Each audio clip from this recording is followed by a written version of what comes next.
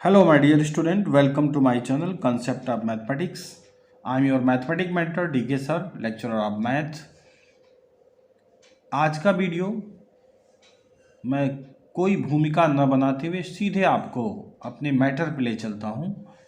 आज का जो भी वीडियो है वो हम टर्म टू एग्ज़ाम 2022 के लिए जो 2021-22 सेशन हमारा 21-22 है, लेकिन 2022 मार्च में स्टार्ट हो सकता है, अधिक से अधिक अप्रैल फर्स्ट वीक में जा सकता है। तो मैं मैथमेटिक्स के बारे में आपसे बताना चाहता हूँ कि मैथमेटिक्स में पेपर कैसा आएगा और पेपर का प्रारूप क्या होगा, कौन टॉपिक कितने नंबर के आने वाले हैं और उसमें क्या क्या हम जान सकते हैं, क्या क्या पढ़ सकते हैं और क्या नहीं पढ़ सकते हैं। जो सबसे इम्पॉर्टेंट बात है, क्या नहीं पढ़ सकते हैं, क्योंकि जो पेपर बने हैं उस पेपर में क्या नहीं पढ़ सकते हैं ज़रूरी है, क्योंकि बिना मतलब उसको फ़िलहाल ना पढ़ा जाए। अपने तैयारी के लिए हम पढ़ सकते हैं, आगे की तैयारी के लिए, पर इस बोर्ड की सीबीएसई बोर्ड की तैयारी के लिए हम उस टॉपिक को पर ज़्यादा ध्यान ना दें। तो सबसे पहले आपके स्क्रीन पे दिख रहा है कि कैलकुलस, ये जो कैलकुलस दिखाई दे रहा है आपको, ये 18 नंबर आने वाले हैं। कैलकुलस में मेनली जो है, आप डिफरेंशियल को तो कतई मत समझिएगा, क्योंकि डिफरेंशियल हम लोग पढ़ चुके हैं, उसका पेपर हो चुका है। केवल हमारे पास इंटीग्रेशन है और इंटीग्रेशन ही आने वाला है 18 नंबर का, जो पूरी किताब हमारे इंटीग्रेशन की दूसरे नंबर वाली है। वेक्टर और 3 डायमेंशनल ज्योमेट्री, जो 3D लिखा है 3 डायमेंशनल ज्योमेट्री है, जो 14 नंबर का आने वाला है। और जो हमारा प्रोबेबिलिटी है वो 8 नंबर का आने वाला है, मात्र 8 नंबर, यानी 18, 14 और 8, और इन दोनों को हम ऐड कर देंगे तो 40 नंबर होगा। 5 नंबर हमारा जो होगा वो इंटरनल असेसमेंट होगा। हम सभी जानते हैं कि इंटरनल असेसमेंट है ये पीरियाडिक टेस्ट 5 नंबर, और एक्टिविटीज और वाइवा जो होगा उस पर 5 नंबर होता है। वाइवा बहुत महत्वपूर्ण है, और एक्टिविटीज जो टीचर्स आपके कह दिए होंगे कि 10 एक्टिविटीज़ आपको लिखना है, समझा दिए होंगे, तो आप वो 10 एक्टिविटीज़ लिख के दिखा देंगे टीचर को, और ये वाइवा ज़रूर वो आपसे लेंगे। तो ये कुल 5 नंबर का ये है, और पीरियडिक टेस्ट में आपका जो परफॉर्मेंस है उस पर 5 नंबर मिलने वाला है। ये सीबीएसई बोर्ड की गाइडलाइंस के अनुसार मैं बता रहा हूँ आपको, इसलिए इसे हल्के में मत लीजिएगा, क्योंकि ये सीबीएसई जो भी है हमने साइट को देखा है, सीबीएसई जो गाइडलाइन है उसके अनुसार मैं आपको बता रहा हूँ। डिलीटेड टॉपिक जो है वो सबसे महत्वपूर्ण बात है, क्योंकि हम अक्सर उसे पढ़ने के लिए सोचते हैं, और जब डिलीटेड टॉपिक है तो उसे ना ही पढ़ा जाए तो अच्छा है। फिलहाल के लिए तो ना पढ़ा जाए, क्योंकि वैसे तो हम पढ़ लेंगे तो कोई दिक्कत नहीं होगा, लेकिन डिलीटेड टॉपिक है तो ना ही पढ़ा जाए तो ठीक है। तो आइए हम आगे बढ़ते हैं कि डिलीटेड टॉपिक कौन कौन है और कैसे आपको क्या करना है, क्या नहीं पढ़ना, ये आप देख लें। तो आप देख रहे हो कि सबसे पहले स्क्रीन पे आपको दिख रहा है integration ax² plus bx plus c dx px plus q under root ax² bx plus c। अगर ध्यान से देखें तो ये हमारा सप्लीमेंट्री टॉपिक्स है, जो आंसर के जस्ट बाद दिया गया है, और इसका आप अगर देखें पहचान में आ रहा हो तो ये ax² plus bx plus c जो 7.7 में इस तरह का इंटीग्रेशन दिया है। आपको ध्यान में दिला दूं कि integration of under root x² minus a² dx का फॉर्मूला इसमें, और under root a² minus x² का, और under root a² plus x² का फॉर्मूला इसमें लगता है। जो डिलीटेड है, यानी आपको 7.7 नहीं पढ़ना है, और कैसे क्वेश्चन नहीं पढ़ना वो मैं आपको दिखा दे रहा हूँ। ये देखें, हमने इसी को दिखाया आपको, और ये मैंने लिखा है कि 7.7 का क्वेश्चन एंड सप्लीमेंट्री मटेरियल जो 7.7 का ही है, ये पेज नंबर 614 हिंदी में बोलें, और 614, 615, 616, 14, 15, 16, 600 इस टॉपिक पे देख लीजिएगा तीनों पेज पर, तो आपको ढेर सारे एग्जाम्पल, और ये तो आपको 7.7 के जितने सवाल हैं, कुल मेरे ख्याल से 7 या 8 सवाल हैं, उनको नहीं पढ़ना आपको। और ये x+1 मतलब यहाँ px+q की जगह पे x+1 है, √2x² + 3 इसको परफेक्ट स्क्वायर में बदलिए और जो तरीका है उसको अप्लाई करिए। तो ये भी आपको नहीं पढ़ना है, इसलिए हम क्यों बता रहे हैं तरीका इस्तेमाल करने का। ये आप दोनों सवाल आपको नहीं पढ़ने हैं। उसके बाद तीसरी टॉपिक आती है, अगला टॉपिक कि डेफिनेट इंटीग्रेशन में limit as a sum. Definite integration में लिमिट एज ए सम आपको नहीं पढ़ना है। और लिमिट एज ए सम में आपको मैं दिखा दूं कि लिमिट एज ए सम में आपको ये सवाल, इस तरह के सवाल जो सामने आएंगे वो नहीं पढ़ना है। लिमिट एज सम में 7.8 एक्सरसाइज भी नहीं पढ़ना है। जैसे हमने एक सवाल लिया है उससे 0 to 5 x+1 dx limit as a sum से करना है, जो नहीं कर पढ़ना आपको। 0 to 4 x + e⁻²x dx ये भी नहीं पढ़ना। मतलब ये हमको लगता है दूसरा या तीसरा सवाल है और ये लास्ट वाला सवाल है, तो ये नहीं आपको करना है, तो ये भी नहीं पढ़ना है। और आपको एप्लीकेशन ऑफ इंटीग्रेशन पढ़ना तो है, लेकिन उसमें क्या नहीं पढ़ना है ये देख लीजिए। जैसे हम आपको दिखा रहे हैं कि एप्लीकेशन ऑफ इंटीग्रेशन में area bounded by any two of circle, मतलब सर्कल से दो सर्कलों से घिरा हुआ कोई भी बाउंडेड एरिया है तो उसको नहीं पढ़ना है। अब आपको मैं फिर एक्सप्लेन कर रहा हूँ कि क्या नहीं पढ़ना है। जैसे मान लीजिए आपको दो सर्कल यहाँ दिखाई दे रहे हैं और दोनों द्वारा एरिया बाउंडेड जो ये दिख रहा है आपको कि ये एरिया बाउंडेड होगा, ये इस तरह की एरिया निकालने का तरीका आपको नहीं पढ़ना। ऐसे सवाल अगर आते हैं तो आपको नहीं लगाना है। लेकिन अगर आप ये देखो सर्किल है और एक लाइन पास करिए और ये बाउंडेड एरिया अगर आपको निकालना है तो ये पढ़ना है आपको। यानी सर्कल अकेले हो और उससे रिलेटेड कोई भी सवाल है तो वो आप पढ़ना है।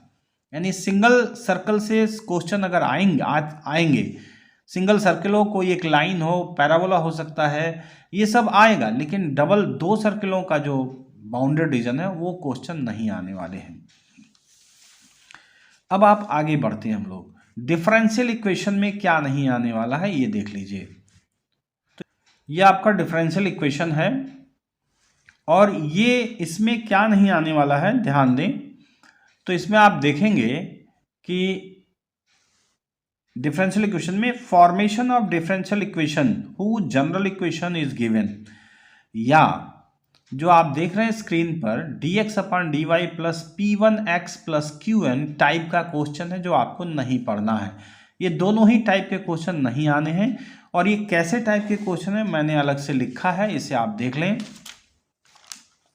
देखिए ये क्वेश्चन आप देखें 9.3 एक्सरसाइज में जो dy/dx, ये 9.3 का नहीं है, 9.3 एक्सरसाइज आपको नहीं करना है।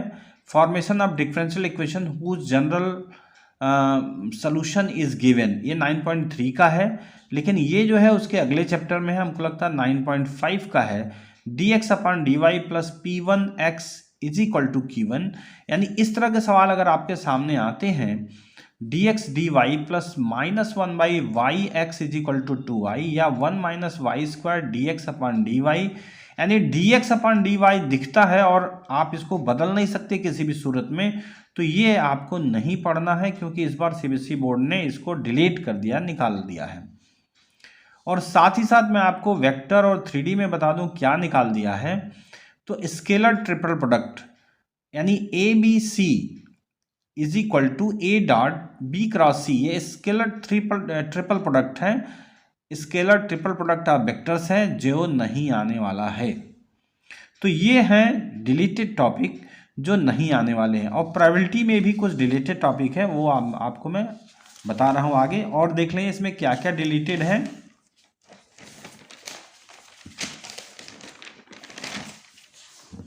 आगे देख लीजिए, उसके बाद मैं आपको एक्सप्लेन करता हूँ कि क्या क्या डिलीटेड है। अब ध्यान दें, वेक्टर 3D हमने बता दिया, स्केलर ट्रिपल प्रोडक्ट वेक्टर ये जो आप देख रहे हैं ABC A.B × C नहीं आने वाला है। एंगल बिटवीन टू लाइंस भी नहीं आने वाला, एंगल बिटवीन टू प्लेन्स भी नहीं आने वाला, line and angle of plane भी नहीं आने वाला है। इन तीनों टॉपिक को नहीं पढ़िएगा। और प्रोबेबिलिटी में देखिए, प्रोबेबिलिटी में भी दिया है mean and variance of random variable binomial probability distribution भी नहीं आने वाला है। तो इसको भी ध्यान से देखेंगे कि ये सब नहीं आने वाला है। अब इसका एक्सप्लेनेशन मैं आपको यहाँ दे रहा हूँ कि क्या क्या नहीं आने वाला है। देखिए मैं आपने एक्सप्लेन किया हुआ है कि angle between two lines, page number 472 and 473 पर जो सवाल दिए गए मैंने वहीं से लिया है। ये r is equal to 3i plus 2j minus 4 के lambda i plus 2j 2k। उसी तरह से दूसरे लाइन का इक्वेशन है 5i minus 2j plus mu 3i plus 2j plus 6k। ये b1 b2 है और इसी के बीच cos थीटा निकाला जाता है b1 b2 b1 dot b2 mod of b1 mod of b2 से cos थीटा निकालते हैं। ये सवाल आपको नहीं पढ़ना है। उसी तरह से दो प्लेनों के बीच का जो एंगल है वो भी नहीं पढ़ना है, यानी r dot n1 d1 r dot n2 d2 n1 n2 के बीच हम cos थीटा का फॉर्मूला लगाते हैं n1 dot n2 n1 mod of n2। और ये फॉर्मूला हम सिंपल इक्वेशन अगर कार्टेशियन फॉर्म में अगर ये इक्वेशन दिए गए हैं प्लेन के तो ये फॉर्मूला लगाए जा सकते हैं। cos theta is equal to a1 a2 b1 b2 c1 c2 upon under root a1 square b1 square c1 का स्क्वायर a2 का स्क्वायर b2 का स्क्वायर और c2 का स्क्वायर। मतलब ये भी नहीं आना है, ये ध्यान रखिएगा, ये नहीं आने वाला है। उसी तरह से प्रोबेबिलिटी में भी आप ध्यान रखेंगे कि पेज नंबर 564 565 566 और 567 इसमें एक और चीज़ है जो प्लेन और लाइन के बीच का इक्वेशन है, वो मैंने आपको दिखाया नहीं है, आप चाहें तो देख सकते हैं। मैं बुक से ही दिखा दे रहा हूँ प्लेन और वो लाइन के बीच, तो ये भी नहीं आने वाला है, इसलिए उसको देख लीजिए ताकि आपको ध्यान में रहे कि क्या नहीं आने वाला है। बहुत सिंपल है, और लेकिन आप डिलीट किया है तो नहीं लगाना है तो नहीं लगाना है। देखिए हम आपको बुक से ही दिखा दे रहे हैं। ये जो बुक में आप देख रहे हैं टॉपिक कि angle between line and plane, ये नहीं आने वाला है। और ये फॉर्मूला देख लीजिए cos theta b dot n mod b modulus of b dot modulus of n, ये आपके सामने फिगर है। ये इस पर कोई सवाल नहीं आने वाला, इसलिए ध्यान रखिए कि ये टॉपिक नहीं पढ़ना है। अब आगे हम चलते हैं। जो बच गया है प्रोबेबिलिटी में, तो mean and variance of random variable, binomial probability distribution. देखिए फॉर्मूला आपके सामने दिख रहा, मैंने पेज लिख दिया है आपको किताब पे यानी बुक पे, सेकंड मैथमेटिक्स के सेकंड बुक पे आप जाके इन पेजों को टटोल सकते हैं, ये सारी चीज़ें वहाँ मिल जाएंगी।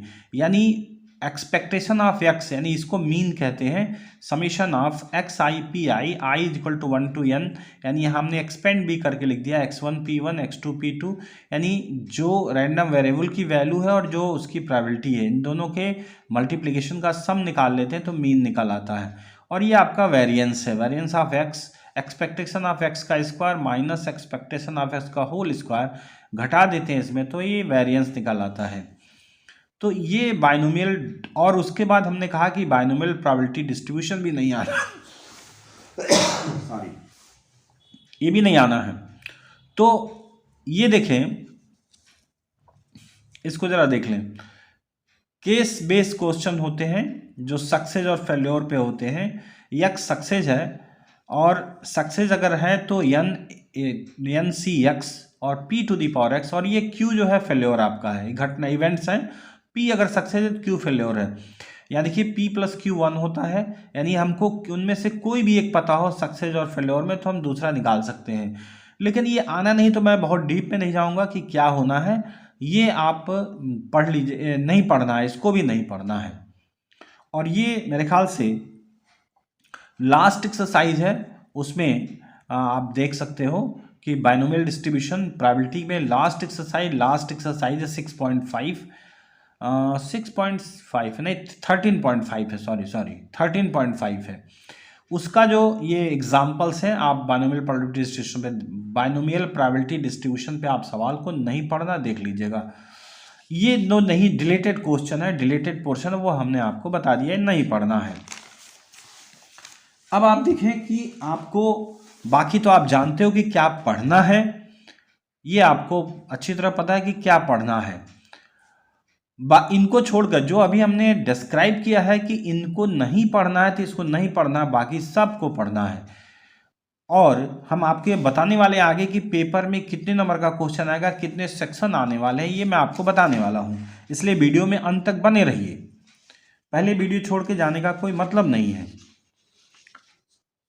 अब देखिए, ये मैंने आपके सामने रखा टर्म 2 एग्ज़ाम का जो पूरा हमने बाकायदे बनाया है कि टर्म 2 एग्ज़ाम किस प्रकार से होगा। तो ऑब्जेक्टिव और सब्जेक्टिव होगा। लेकिन मुझे लगता है कि पेपर हमने देखा है, पेपर देखने से लग रहा कि ऑब्जेक्टिव क्वेश्चन नहीं आने वाले हैं, इसलिए इसके बारे में तो मत सोचिएगा। हमें सब्जेक्टिव के बारे में सोचना है। जो वेरी शॉर्ट आंसर है और लॉन्ग आंसर है। तो हम थोड़ी देर के लिए अगर आपसे ये कहें कि वेरी शॉर्ट आंसर पे भी नहीं जाना है, क्योंकि एक नंबर का मार्क्स नहीं आने वाला है। शॉर्ट आंसर पे दो तरह के हैं, short answer first, short answer second.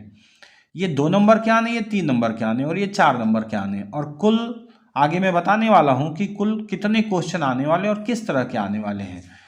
तो हम इसके बारे में जानते हैं कि वेरी शॉर्ट आंसर का मतलब क्या होता है। सिर्फ एक लाइन में आंसर या एक वर्ड में आंसर अगर दे दें या टिक कर दें तो भी आपको नंबर मिल जाएगा। शॉर्ट आंसर, जो शॉर्ट आंसर फर्स्ट है उसमें 2 नंबर का है तो कुछ ना कुछ लिखना है। ये 3 नंबर का है तो इसमें थोड़ा ज़्यादा इससे लिखना होगा। और ये लॉन्ग आंसर है तो पूरा पूरा ठीक से आंसर, इसको डिस्क्रिप्टिव आंसर देना है। अब आगे मैं बढ़ता हूँ। ये लिखा हुआ है कि all question of the exam based on the competency. Competency का मतलब होता है कि आपकी अपनी योग्यता और क्षमता क्या है, उस आधार पर ये पेपर को वास्तव में डिज़ाइन किया जाता है। पेपर को डिज़ाइन करने के पहले वहाँ जो एक से एक जो इंटेलिजेंट और जो आप ये कह सकते हैं कि साइकोलॉजी वाले भी होते हैं, वो हमारे आपके साइकोलॉजी को खूब पढ़ते हैं कि एक सामान्य स्टूडेंट इस पेपर को लेकर कितने नंबर का क्वेश्चन कर सकता है। वो इस बात पे निर्भर करता है, इसलिए कह रहा व्हाट दे एक्चुअली अंडरस्टैंड, बच्चे क्या समझते हैं, how to apply that in real life, और कितना आप समझते हो पढ़ाई को और उसको रियल लाइफ में कहाँ यूज करने वाले हो। असर्शन टाइप का और रीजन टाइप का क्वेश्चन जो नहीं आ रहा है इस समय, मतलब इसका मतलब होता है विवेक तर्कपूर्ण जो क्वेश्चन आते हैं, तर्क करना है, अपने विवेक से सॉल्व करना है, उस तरह के क्वेश्चन नहीं आने वाले हैं। टेबल बेस्ड भी क्वेश्चन नहीं हमने देखा है, क्योंकि हमने सीबीएसई गाइडलाइन को देखा है। लेकिन जो लास्ट में केस स्टडी बेस्ड क्वेश्चन है वो आने वाला है। अब मैं आपको ये बताने वाला हूँ कि हमारा पेपर किस प्रकार से आ रहा है, और इसको ध्यान से देखिएगा बच्चों, क्योंकि ये काफ़ी महत्वपूर्ण है। Term 2 sample question paper second year mathematics code number 041 2021 और 22 में देखिए जो पेपर डिज़ाइन किया गया है उस सीबीएसई गाइडलाइंस को देखकर हमने इसको बनाया है वीडियो। और अब इस वीडियो के बाद हम आपके जो पेपर है उस पेपर को सॉल्व करके भी दिखा दूंगा, उस पर वीडियो बना दूंगा सॉल्व करके। कुल आपको 2 घंटे मिलने वाले हैं। मैक्सिमम मार्क्स 40 नंबर के होंगे और ये जनरल इंस्ट्रक्शन है, उसी आधार पे आपको समझ में आ जाएगा कि हमको क्या क्या करना है।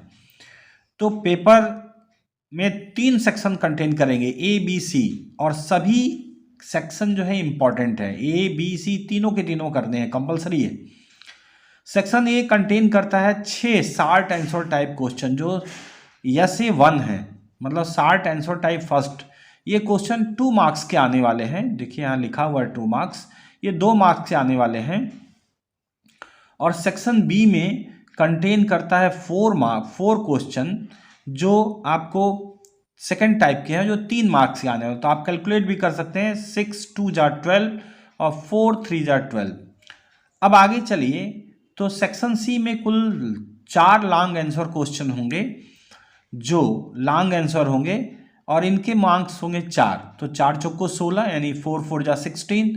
तो आप देखिए ये 12 12 24 और 16 40 हो गया, यानी कुल 40 नंबर का डिस्ट्रीब्यूशन आपके है। लेकिन ध्यान रहे ये चारों क्वेश्चन में सब इक्वल मार्क्स के होंगे। लेकिन एक बात विशेष तौर पे ध्यान रहना चाहिए कि ये जो आपका लास्ट क्वेश्चन है, क्वेश्चन नंबर 14, ये आपका केस बेस्ड प्रॉब्लम होगा और इसमें मात्र 2 क्वेश्चन होंगे और ये 2 मार्क्स के होंगे।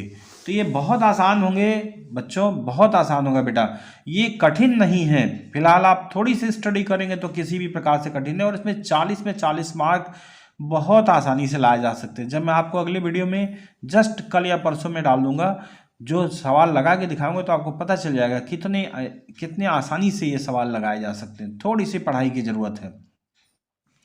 और इसका जो लास्ट आपका लाइन है ये मैं पढ़ रहा हूँ, there is an internal choice in some question of the questions. कुल 14 क्वेश्चन आने हैं जिसमें पहले में इंटरनल चॉइस होगा, 8वें में होगा, 10वें में होगा और 12वें में होगा। तो आप समझ लीजिए कि अंतिम चार क्वेश्चन का मतलब क्या होगा, 12, 13, 14, 15, 16, 12, 13, 14, 15, 16, 5 हो गए। तो आप समझिए कि 13, 14, 15, 16 यानी 13, 14, 15, 16 4 नंबर के होंगे और एक 2-2 नंबर वाले 6 क्वेश्चन, तो ऊपर से आप 1 to 6 कर लीजिए, बाकी जो बचेगा वो 3-3 नंबर के क्वेश्चन होंगे। तो इस तरह से हम आसानी से समझ सकते हैं कि हमारा पेपर कितने नंबर का है और क्या क्या इसमें आने